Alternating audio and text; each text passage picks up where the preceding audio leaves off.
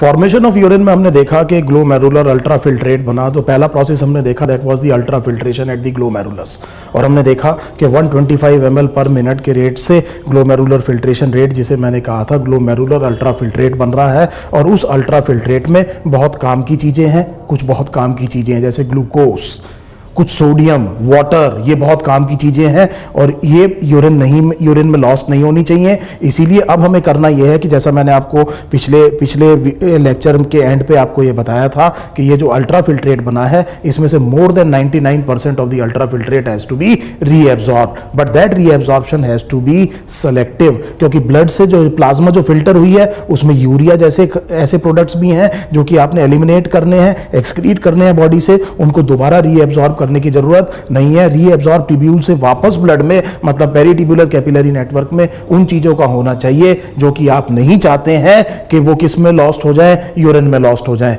तो इसीलिए सबसे पहले हम देखते हैं कि क्या होता है ट्यूबुलर रीएब्जॉर्प्शन में।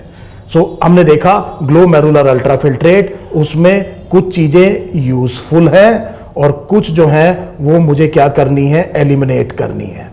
और इन यूजफुल चीजों को मुझे क्या करना है, रीएब्जॉर्ब करना है। रीएब्जॉर्ब करना है क्या चीज, यूजफुल चीजों को, इसीलिए मैं इसको कह रहा हूं ट्यूबुलर रीएब्जॉर्प्शन। और क्योंकि सारी चीजों को रीएब्जॉर्ब नहीं कर रहा हूं, इसीलिए ये प्रोसेस बहुत ज्यादा क्या होना चाहिए, सेलेक्टिव होना चाहिए।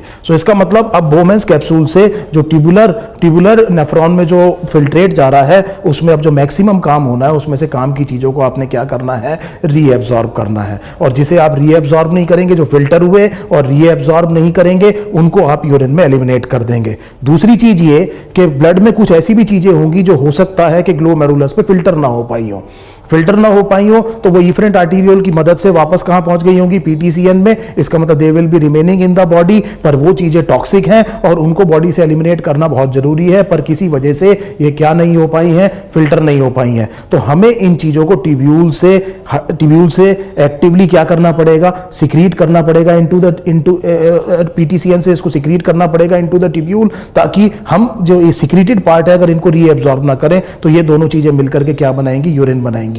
जैसा मैं पहले भी बताया था, यूरिन में दो तरह की चीजें होती हैं, एक वो जो फिल्टर हुए और रीएब्जॉर्ब नहीं हुए, दूसरा वो जो सिक्रीट हुए और क्या नहीं हुए, रीएब्जॉर्ब नहीं हुए। तो हम फाइनल चीज देख रहे हैं यूरिन फॉर्मेशन में, पहला हम देख रहे हैं सेलेक्टिव ट्यूबुलर रीएब्जॉर्प्शन और दूसरा हम देख रहे हैं ट्यूबुलर सिक्रीशन। मैं शुरू कर रहा हूं ट्यूबुलर रीएब्जॉर्प्शन से।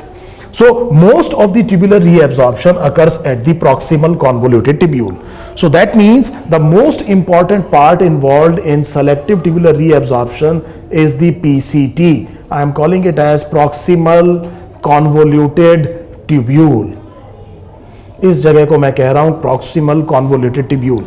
अब अगर आप एक बड़े इंपॉर्टेंट क्वेश्चन की तरफ नजर डालें, this proximal convoluted tubule is lined by cuboidal brush bordered epithelium. This is a very very important question. मैंने आपसे ये कहा कि इस proximal convoluted tubule की लाइनिंग में क्या चीज है, क्यूबॉइडल ब्रश बॉर्डर्ड एपिथेलियम है। एपिथेलियम क्यूबॉइडल क्यूबिकल सेल है कट सेक्शन में, आप ये देख रहे हैं, इस तरह के सेल्स को हम क्यूबॉइडल एपिथेलियम कहते हैं। इनका सेंट्रली प्लेस्ड न्यूक्लियस होगा और बेसोलेटरल सरफेस की तरफ आपको बहुत ज्यादा माइटोकॉन्ड्रिया दिखाई देंगी।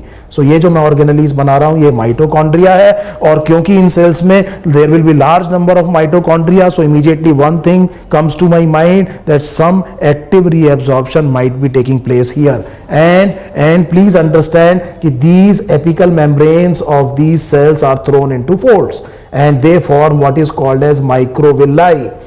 तो आप ये देख रहे हैं कि जो एपिकल मेम्ब्रेन्स हैं they are thrown into folds, ये हम टिश्यू वाले चैप्टर में भी डिस्कस कर चुके हैं। और इन्होंने इन प्रोजेक्शंस को, इस एपिकल मेम्ब्रेन की प्रोजेक्शंस को मैंने क्या कहा है, माइक्रोविलाई। और अगर आप इनको ध्यान से देखें so you can easily understand why they are called as brush bordered. So you can see the brush appearance of this particular epithelium, and these microvilli they increase vastly the reabsorptive surface area.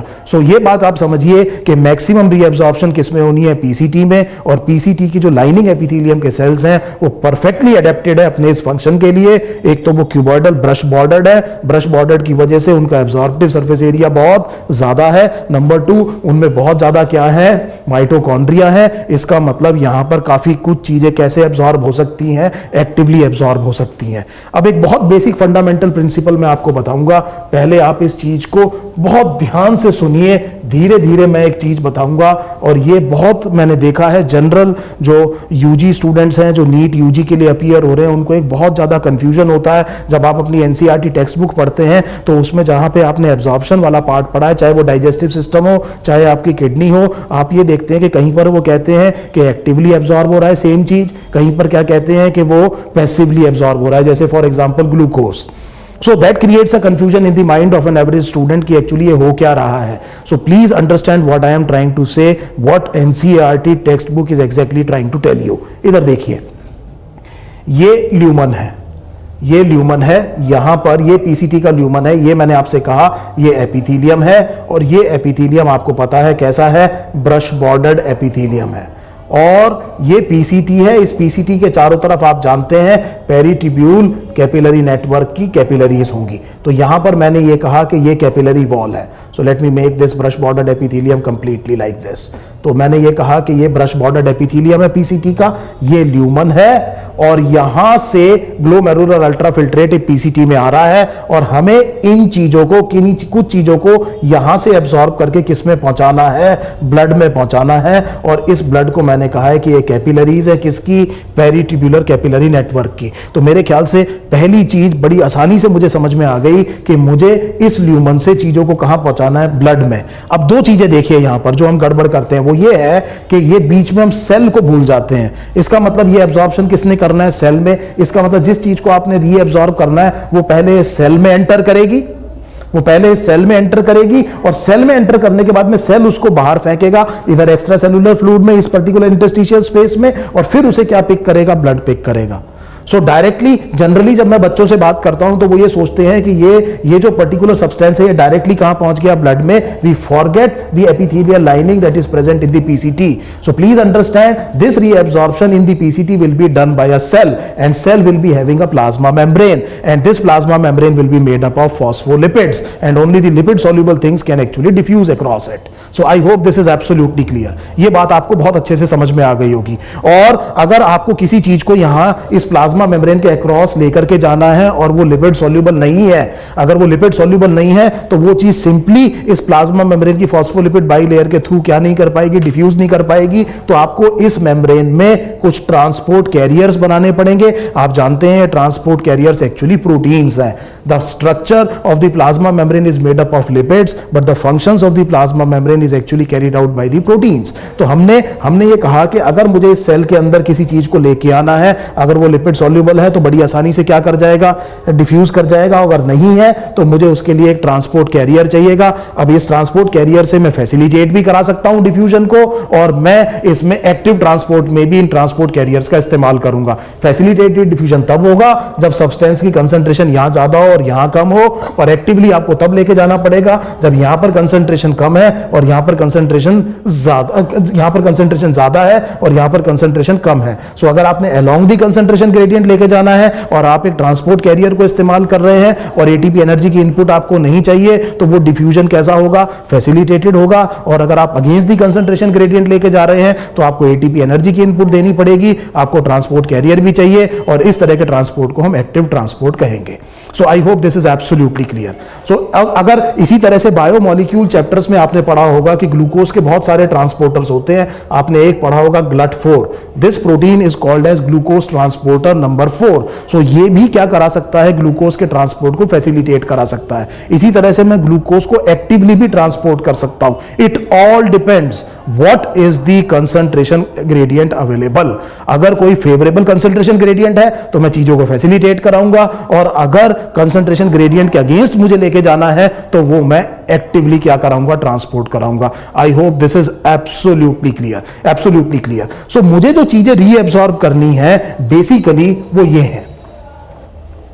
तो आप थोड़ा सा ध्यान दीजिए कि मैं जो जिन चीजों को रीएब्सॉर्ब करने की कोशिश करूंगा, number 1 obviously the most important part would be the water. मुझे वाटर को एब्सॉर्ब करना होगा, रीएब्सॉर्ब। मुझे रीएब्सॉर्ब करना होगा सोडियम को, मुझे रीएब्सॉर्ब करना होगा, ब्लड में होता है ग्लूकोज, दूसरा हो सकता है गैलेक्टोज और हो सकता है fructose. These are the monomers.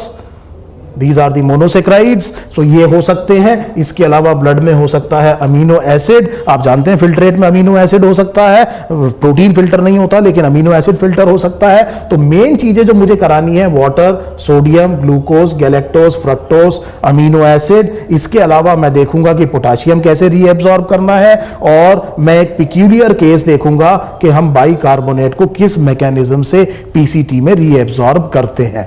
सो ये बेसिक चीजें हैं जो मुझे यहां पर रीएब्सॉर्ब करनी है। तो एक बार फिर रिकैप कर रहे हैं, यहां पर जो बोमेंस कैप्सूल में जो अल्ट्रा फिल्ट्रेट बना था, वो अल्ट्रा फिल्ट्रेट अब किधर आ रहा है, पीसीटी में। और अब पीसीटी के सेल्स इसमें से काम की चीजों को क्या करेंगे, रीएब्सॉर्ब, जिसे हम कह रहे हैं सेलेक्टिव रीएब्सॉर्प्शन। सो जब हम बात करते हैं वाटर की, वाटर का रीएब्सॉर्प्शन केवल एक तरीके से होता है, इसे आप कहते हैं osmosis. So diffusion of water across a semipermeable membrane is called as osmosis. और इसके लिए कुछ जो चैनल्स चाहिए, जो वाटर चैनल्स, जिसे आप एक्वापोरेंस जानते हैं, उनके थ्रू वाटर बड़ी आसानी से अपने हायर पोटेंशियल से कहां जा सकता है, लोअर पोटेंशियल पे जा सकता है। सो वाटर का मैकेनिज्म एक ही है और वो तरीका है ऑस्मोसिस। चाहे वो जीआईटी हो, चाहे किडनी हो, water always move by transport which is called as osmosis. तो ये बात मुझे समझ में आ गया। And around 65 to 70% of the water is actually reabsorbed by the PCT.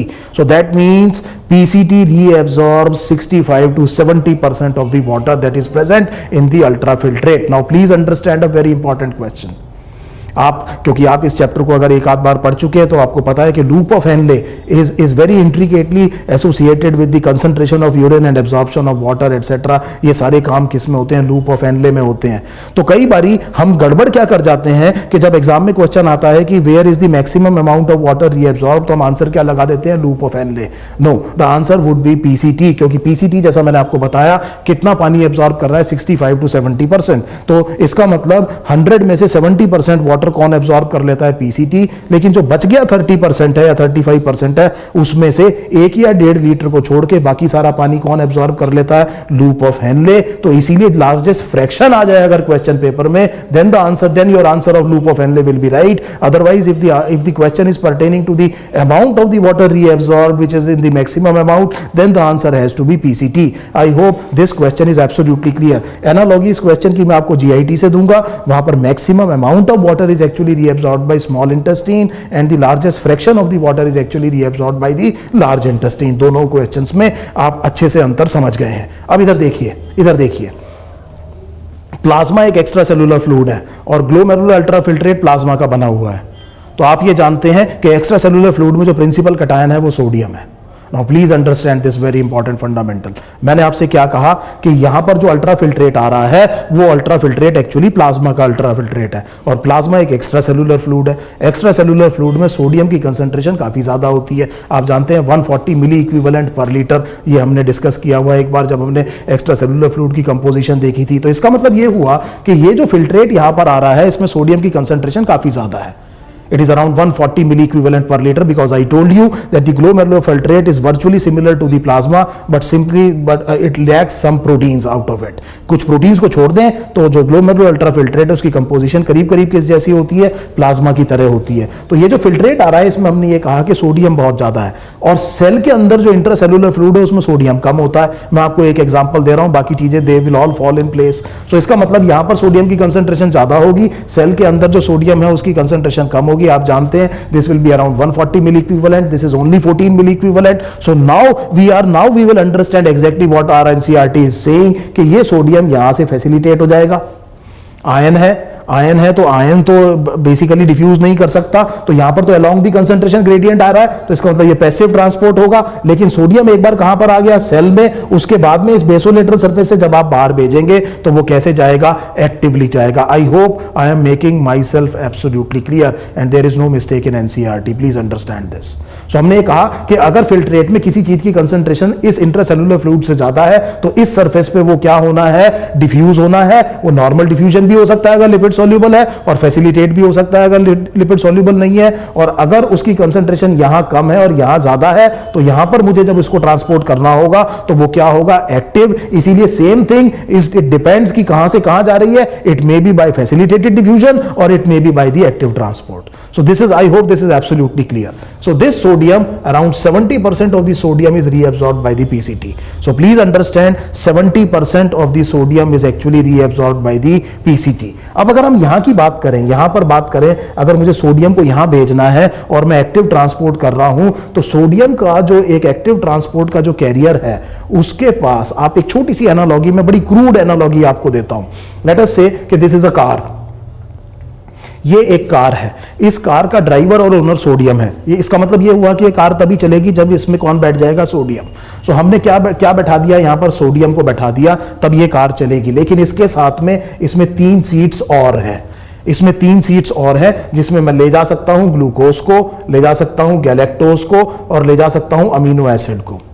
ये मैं बहुत ओवर सिंप्लीफाई कर रहा हूं. कोई एक ट्रांसपोर्टर ऐसा होगा जो ग्लूकोज के साथ जाएगा सोडियम, किसी में ग्लूकोज की जगह गैलेक्टोज जाएगा सोडियम के साथ में. मैं क्रूड एनालॉजी आपको इस तरह से दे रहा हूं. तो अगर मैं सोडियम के साथ किसी चीज को ले जाऊंगा, एक्टिवली ट्रांसपोर्ट तो सोडियम को यहां से यहां कर ही रहा हूं, लेकिन साथ में किसको ले जा रहा हूं? ग्लूकोज को, या किसको ले जा रहा हूं? गैलेक्टोज को, या किसको ले जा रहा हूं? अमीनो एसिड को. तो इस तरह के ट्रांसपोर्ट को हम कहते हैं को ट्रांसपोर्ट. इस तरह के ट्रांसपोर्ट को हम कहते हैं को ट्रांसपोर्ट. और को ट्रांसपोर्ट कैसा ट्रांसपोर्ट हो गया है? एक एक्टिव ट्रांसपोर्ट हो गया है. तो हो सकता है यहां पर क्या हो रहा हो? फैसिलिटेट हो रहा हो, और यहां पर क्या हो रहा हो? एक्टिव ट्रांसपोर्ट हो रहा हो. और एक्टिव ट्रांसपोर्ट के लिए आप क्या यूज कर रहे हो? को ट्रांसपोर्ट यूज कर रहे हो. किसके साथ में? सोडियम के साथ में. I hope this thing is absolutely clear. So this glucose, galactose and amino acid, ये और ये, इनको हमने कहा कि ये अगर सेल से बाहर आएंगे बेसोलेटर सरफेस से, तो मैंने इनको क्या कहा है?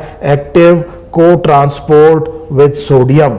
So this is the mechanism, and please remember, glucose is reabsorbed 100%, galactose is reabsorbed 100%, and amino acids are also reabsorbed 100%. तो इसका मतलब ये हुआ नॉर्मल फिजियोलॉजिकल कंडीशन में 100% ग्लूकोज कौन रीएब्सॉर्ब कर लेता है? पीसीटी रीएब्सॉर्ब कर लेता है. प्लीज अंडरस्टैंड, अगर प्लाज्मा में ग्लूकोज की कंसंट्रेशन 180 मिलीग्राम 180 मिलीग्राम % से कम है, तो जितना भी फिल्ट्रेट में ग्लूकोज आएगा वो सारा का सारा पीसीटी उसको क्या कर लेगा? रीएब्सॉर्ब कर लेगा. लेकिन ये थ्रेशोल्ड है, रीनल थ्रेशोल्ड ये है. अगर प्लाज्मा में ग्लूकोज की कंसंट्रेशन 180 से ऊपर हो गई, then the PCT will not be able to reabsorb 100% of glucose, and therefore the glucose will be passed in the urine. That happens in the cases of diabetes mellitus, where frequently the plasma glucose concentrations are much more than the 200 milligram % threshold value. So I hope this is absolutely clear. So renal threshold would be 180 milligram % of glucose in plasma. अगर इतना glucose है तो आप ये मान के चलिए कि वो पूरा का पूरा क्या हो जाएगा? रीएब्सॉर्ब हो जाएगा. इसीलिए अगर एग्जाम में कोई ऐसा क्वेश्चन आता है कि which of the following is an abnormal constituent of urine, और चॉइस में ग्लूकोज है, then definitely because it is 100% reabsorbed, and if the glucose is being passed in urine, it has to be an abnormal constituent. I hope this thing is absolutely clear. ये बात आपको बहुत अच्छे से समझ में आ गई है. अब इंट्रासेल्युलर फ्लूइड में पोटेशियम बहुत ज्यादा होता है, तो यहां पर आपने क्या फिल्टर किया है? पोटेशियम. तो आपको यहां पर हो सकता है कैसे लाना पड़ जाए? एक्टिवली ट्रांसपोर्ट करना पड़ जाए. So that all depends on the concentration gradient. You must know what is the composition of the extracellular fluid, what is the composition of the intracellular fluid, and once the substance has to be transported from lumen into the cell, and then from cell it will be secreted out and will be picked up by the blood again. So this is very simple. So हमें ये समझ में आ गया कि water osmosis से sodium, glucose, galactose facilitate भी हो सकते हैं, एक्टिव भी हो सकते हैं, और कोएक्टिव ट्रांसपोर्ट भी हो सकता है. ग्लूकोज, गैलेक्टोज, अमीनो एसिड का किसके साथ? सोडियम के साथ में. और fructose is always by facilitated diffusion. Fructose का जो ट्रांसपोर्ट है वो हमेशा कैसा होता है? फैसिलिटेटेड डिफ्यूजन होता है. और यहां पर आपने 65 to 70% क्या एब्जॉर्ब कर लिया है? वाटर. कितना सोडियम एब्जॉर्ब कर लिया है? 70%. 100% ग्लूकोज, 100% गैलेक्टोज, और 100% क्या एब्जॉर्ब कर लिया है? Amino acid. अमीनो एसिड आपने एब्जॉर्ब कर लिया, और करीब करीब काफी सारा आपने पोटेशियम भी एब्जॉर्ब कर लिया है. अब एक बड़ी इंपॉर्टेंट पिक्यूलैरिटी है, how the PCT absorbs bicarbonate ion. तो मुझे ये देखना है कि ये पीसीटी बाइकार्बोनेट आयन को कैसे एब्जॉर्ब करता है. सो प्रॉब्लम ये है कि बाइकार्बोनेट को ट्रांसपोर्ट करने के लिए हमारे पास कोई कैरियर नहीं है. सो प्लीज अंडरस्टैंड, ये जो सेल्स हैं, इन सेल्स के इस सरफेस पे जहां से उन्होंने चीजों को क्या करना है, रीएब्जॉर्ब करना है। प्लीज अंडरस्टैंड, इनके पास में कोई ट्रांसपोर्ट कैरियर नहीं है कि ये जो फिल्ट्रेट में क्या आया हुआ है, बाइकार्बोनेट आया है, इसको ये क्या कर सके, रीएब्जॉर्ब करे। So we have to reabsorb bicarbonate by some special mechanism. So please, I have made myself absolutely clear, since there is no transport carrier for bicarbonate ion. So to reabsorb bicarbonate ion from the filtrate into the cell, you require something special. वो something special ये है कि this cell will secrete H+. जितना bicarbonate होगा, इस cell को lumen में क्या सिक्रीट करना पड़ेगा, हाइड्रोजन आयन सिक्रीट करने पड़ेंगे। और ऐसा वो करेंगे एक सोडियम और H exchanger, H ion exchanger, एक और तरह का मैंने आपको ट्रांसपोर्ट कैरियर बता दिया है। तो Na और H एक्सचेंजर, एक्सचेंजर का मतलब आपने हाइड्रोजन भेजा तो सोडियम उठाया, ये एक NaH एक्सचेंजर है, जिसकी मदद से आपने क्या किया है, क्या सिक्रीट किया है यहां पर H+। ऐसा आप इसलिए कर रहे हैं क्योंकि बाइकार्बोनेट को एब्जॉर्ब करने के लिए आपके पास कोई ट्रांसपोर्ट कैरियर नहीं है। अब यहां पर जो कार्बोनिक एनाइड्रेस है, उसकी प्रेजेंस में क्या बनेगा, H2CO3, और H2CO3 डिसोसिएट होगा उस कार्बोनिक एनाइड्रेस की वजह से वाटर और कार्बन डाइऑक्साइड में। I hope this is absolutely clear. And this water and carbon dioxide will be reabsorbed by the cell, और सेल के अंदर जो कार्बोनिक एनाइड्रेस है वो इस वाटर और कार्बन डाइऑक्साइड को रिएक्ट करा के फिर क्या बनाएगा, H2CO3, और आपको दोनों चीजें वापस मिल जाएंगी, HCO3- एंड H+। ये चीज कहां पहुंच जाएगी, ये चीज कहां पहुंच जाएगी, यहां सेल के अंदर, और इसके बेसोलेटरल सरफेस से आप बाइकार्बोनेट के ट्रांसपोर्ट को फैसिलिटेट कर देंगे। सो इस बात को आपको समझ में आ गया कि बाइकार्बोनेट को एब्जॉर्ब करने के लिए आपको क्या सिक्रीट करना पड़ रहा है, H+। उसके लिए आप क्या यूज कर रहे हैं, NaH एक्सचेंजर यूज कर रहे हैं। यहां पर जो कार्बोनिक एनाइड्रेस है, इन दोनों ने मिलकर कार्बोनिक एसिड बनाया, जो डिसोसिएट हुआ वाटर और कार्बन डाइऑक्साइड, जिसे सेल ने एब्जॉर्ब किया। फिर सेल के अंदर जो कार्बोनिक एनाइड्रेस है, उसकी मदद से फिर बाइकार्बोनेट, फिर कार्बोनिक एसिड बना, and then it dissociates into bicarbonate and H+। ये H+ आपको वापस मिल गया, और बाइकार्बोनेट आपने क्या कर लिया, रीअब्सॉर्ब कर लिया। So I hope we have understood what are the basic mechanisms of absorption in or reabsorption in PCT। अब ये जो फिल्ट्रेट है, ये PCT से निकल करके आगे जाएगा, और इस जगह को आप कहते हैं लूप ऑफ हेनले। इस जगह को आपने कहा loop of Henley.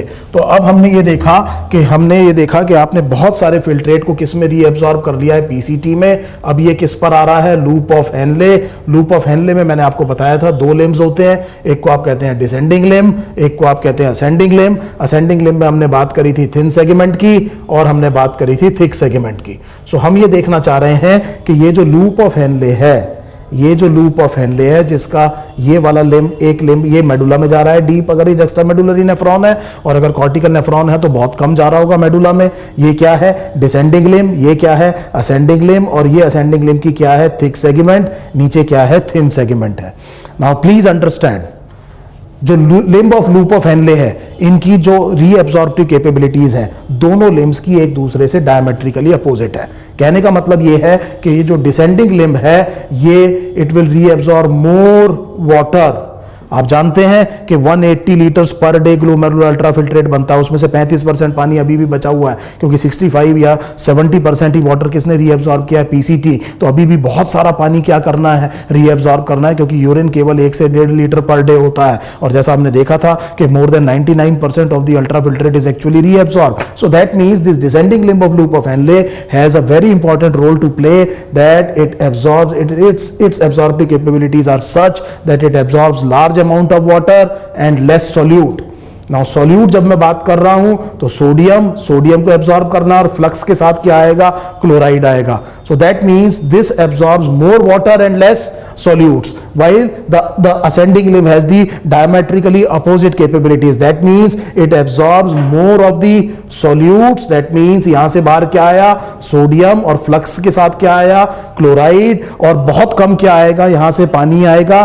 Thick segment of ascending limb of loop of Henley, The thick segment of ascending limb of loop of Henle is the part of the nephron which is least permeable to water. It is virtually impermeable to water. So इसका मतलब पानी आपने करीब करीब कहां पर absorb कर लेना है, यहां पर, और थोड़ा बहुत पानी यहां से अगर हो सकता है तो हो जाएगा, लेकिन ये जो thick segment of ascending limb of loop of Henley है ये बहुत ज्यादा एडेप्टेड है केवल किसको रीअब्सॉर्ब करने के लिए, सॉल्यूट को. It is virtually impermeable to water. इसका मतलब ये हुआ कि पीसीटी से जो फ्लूइड, पीसीटी से फ्लूइड जो इस लिम्ब में घुस रही है descending limb of loop of Henle में, वो यहां तक पहुंचते पहुंचते हाइपरटोनिक हो जाएगी, क्योंकि आपने इसमें से बाहर क्या निकाल लिया है, वाटर, और कम क्या निकाला है, सॉल्ट. तो ये फ्लूइड कंसंट्रेट होती जाएगी. सो मैक्सिमम कंसंट्रेशन आपको कहां मिलेगी फ्लूइड की, इस हेयर पिन बेंड पर. So limb of loop of Henle में जहां फ्लूइड मैक्सिमली कंसंट्रेटेड होती है वो इस हेयर पिन बेंड पे है. लेकिन अब जब ये फ्लूइड यहां जाएगी तो इसके रिस्पेक्ट में ये फ्लूइड हाइपोटोनिक होगी, क्योंकि आपने इसमें से क्या निकाल लिया है, सॉल्यूट निकाल लिया है. तो आप ये देखिए कि मैं इस फ्लूइड को इस फ्लूइड से और इस फ्लूइड को इस फ्लूइड से क्या कर रहा हूं, कोरिलेट कर रहा हूं. यहां पर आपने पहले इसको क्या किया है, कंसंट्रेट, और फिर यहां पर क्या किया है, डाइल्यूट. तो इसका मतलब ये इसके रिस्पेक्ट में हाइपरटोनिक है और ये इसके रिस्पेक्ट में क्या है, हाइपोटोनिक है. अब तक आपने करीब करीब सारी चीजें रीअब्सॉर्ब कर ली हैं. Now the thing goes to the DCT, the distal convoluted tubule. अब ये चीज कहां पर आ रही है, डिस्टल कॉन्वोल्यूटेड टिब्यूल. अब इधर देखिए, वहां पर पोटाशियम फिल्टर हुआ, पोटाशियम फिल्टर हुआ कहां पर, ग्लोमेरुलस पे, और पीसीटी पे आपने क्या कर लिया, रीअब्सॉर्ब कर लिया, हम देख चुके हैं. लेकिन पोटाशियम की कंसंट्रेशन अगर प्लाज्मा में ज्यादा हो गई, सो नॉर्मली पोटाशियम की कंसंट्रेशन करीब करीब 3.5 से 5.5 मिली इक्विवेलेंट पर लीटर होती है. सो 3.5 से 5.5 मिली इक्विवेलेंट पर लीटर, और इसके बढ़ने को हम कहते हैं हाइपरकैलीमिया. इसके बढ़ने को हम कहते हैं hyperkalemia, and hyperkalemia can cause cardiac arrest. Now please understand a very important thing. अगर ब्लड प्लाज्मा में पोटाशियम की कंसंट्रेशन 6 से ज्यादा है तो बहुत ज्यादा खतरा है, कभी भी क्या हो सकता है, कार्डियक अरेस्ट हो सकता है. तो इसीलिए इस पोटाशियम को, क्योंकि जो फिल्टर हुआ था वो तो पीसीटी ने क्या कर लिया, रीअब्सॉर्ब, और अब प्लाज्मा में ज्यादा है तो मुझे तो बाहर फेंकना है. तो ये वो मैं पहली चीज बता रहा हूं जो कि आपको एक्चुअली क्या करनी पड़ेगी, सिक्रीट करनी पड़ेगी. और वो सिक्रीशन कहां पर होगा, डीसीटी पर. और डीसीटी पर ये जो सिक्रीशन है ये कंडीशनल है, और इस काम के लिए आपको चाहिए aldosterone. So whenever there is hyperkalemia, जब भी प्लाज्मा की पोटाशियम की कंसंट्रेशन क्या होगी, ज्यादा होगी, बॉडी में रिलीज होगा क्या चीज, एल्डोस्टेरॉन. और एल्डोस्टेरॉन की मदद से ब्लड से यहां पर क्या सिक्रीट होगा, पोटाशियम, और साइमल्टेनियसली क्या रीअब्सॉर्ब होगा, सोडियम. तो एल्डोस्टेरॉन का ढंग से फंक्शन समझिए. एल्डोस्टेरॉन जब डीसीटी पे ऐड करता है तो वो सोडियम को रीअब्सॉर्ब करता है, लेकिन साथ के साथ पोटाशियम को सिक्रीट करता है. तो इसका मतलब ये अपोजिट डायरेक्शन में जा रहा है, एक तरह का एंटीपोर्ट है. सोडियम उठाया और पोटाशियम को क्या किया, सिक्रीट किया. और इसीलिए हमने ये कहा कि ये चीज क्या है, कंडीशनल है. तो डीसीटी में भी आप फिल्ट्रेट की क्वालिटी में थोड़ा बहुत या क्वांटिटी में आप क्या कर सकते हैं, चेंज कर सकते हैं, लेकिन वो जनरली चेंजेस कैसे होते हैं, कंडीशनल होते हैं. And DCT is not lined by brush bordered cuboidal epithelium, it is actually lined by a simple cuboidal epithelium. I hope this is absolutely clear. Now the filtrate comes into the collecting duct. So under normal physiological conditions, the collecting duct, especially I am talking of the medullary part, is impermeable to water and urea. Please understand what I am saying. मैं ये कह रहा हूं कि normal physiological condition में जो collecting duct है, that is impermeable to water and urea. That means the fluid that is reaching for the first time in the collecting duct can be called as urine. इसको आप क्या कह सकते हैं, urine कह सकते हैं. सो ये बात अच्छे से समझ में आ गई है कि नॉर्मल फिजियोलॉजिकल कंडीशन में जो कलेक्टिंग डक्ट है वो वाटर और यूरिया के लिए क्या है, इम्परमिएबल है. आप जानते हैं, हम बाद में देखेंगे कि इसकी परमिएबिलिटी, अगर हमें इसको परमिएबल करना है तो हमें चाहिए एडीएच, लेकिन मैं जब नॉर्मल फिजियोलॉजी की बात कर रहा हूं तो उस टाइम पर ये इम्परमिएबल है. इसीलिए कलेक्टिंग डक्ट में जो फ्लूइड आ रही है उसमें नॉर्मल फिजियोलॉजिकल कंडीशन में क्वालिटेटिव या क्वांटिटेटिव चेंज हम नहीं करेंगे. इसीलिए therefore the fluid that is reaching for the first time in the collecting duct should be called as urine. So that means now we have understood the tubular selective reabsorption. So छोटा सा एक part रह गया है जिसे हम कहते हैं tubular secretion. मान लीजिए ब्लड में कुछ ऐसी चीजें हैं, ब्लड में कुछ ऐसी चीजें हैं जो कि टॉक्सिक हैं और लेकिन फिल्टर नहीं हो पाई. तो अब आप समझ गए कि वो ग्लोमेरुलस से कहां पहुंच जाएंगे, पीटीसीएन, और पीटीसीएन से वापस कहां पहुंच जाएंगे, बॉडी में. इसीलिए मुझे उनको इन पीटीसीएन से ये कैपिलरी मुझे पीसीटी और डीसीटी में मुझे क्या करना पड़ेगा, उन्हें ब्लड से सिक्रीट करना पड़ेगा, ब्लड से निकाल करके किस में फेंकना पड़ेगा, ट्यूब्यूल में. और ये जो चीजें हैं इनमें है H+ आयन जिसके लिए मैं प्रोटॉन पंप इस्तेमाल करूंगा. जो सोडियम और H एक्सचेंजर मैंने आपको बताया था वो ब्लड पीएच मेंटेन करने के लिए काम नहीं आता, लेकिन यहां पर हम एक प्रोटॉन पंप रखेंगे कि अगर यहां पर ब्लड में ज्यादा H+ आयन है तो उसको एक्टिवली क्या करें, सिक्रीट करें। Therefore your NCERT says that both PCT and DCT are involved in the regulation of the blood pH. Blood pH will be basically decided by the hydrogen ion concentration. We know that the negative log of hydrogen ion concentration is called as pH. So हम इस pH को maintain करने का काम कहां पे करेंगे, PCT पे और डीसीटी पे, और इसके लिए मैंने एक प्रोटॉन पंप इस्तेमाल किया और इस हाइड्रोजन को बाहर फेंकना शुरू किया। इसके अलावा there may be uric acid that has to be secreted. I told you around 1 gram of uric acid per day is produced by human beings, that is because of the guanine metabolism. इसको आपको secrete करना पड़ सकता है। You have to secrete a little bit amount of ammonia, the other toxins and some drugs. These are the things that have to be actually actively secreted. लेकिन please do not mistake the secretion of H+ at PCT